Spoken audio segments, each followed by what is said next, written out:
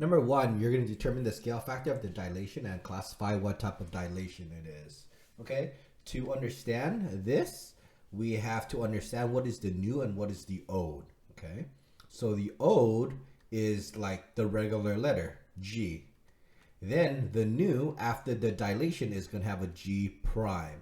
So this is the ode or the pre-image, and this is the nu. Remember the formula for the scale factor is K is nu over ode. Okay, so now you just have to plug in some values. You don't want to look at the diagonal one. That's going to be too complicated.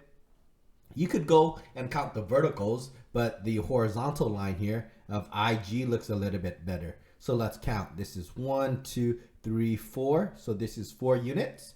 And this was the ode. And the new one is 1, 2, 2. So 2 over 4 is 1/2, and that is the K factor. So this is the scale factor here, and this is going to be a reduction because the triangle here gets smaller from the ode to the nu. Let's look at B. Same thing here. We're going from the ode, which is H, to H prime. Scale factor K is nu over ode.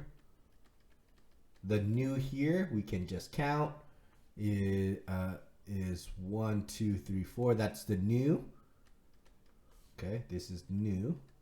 And the ode is just 1. Okay. All right, and that looks like it is just 4. The scale factor is 4.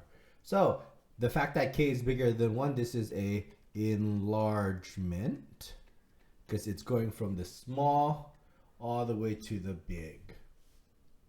And then the next one, we can go from R to R prime.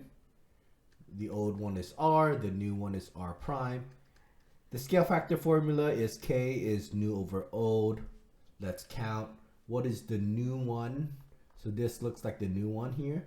1, 2, 3, 4, 5, 6. And the ode is 1, 2, 3, 4, 5, 6, 7, 8. 8. 6 over 8, can simplify to 3 over 4. And this K is less than 1, so this is going to be considered to be a reduction.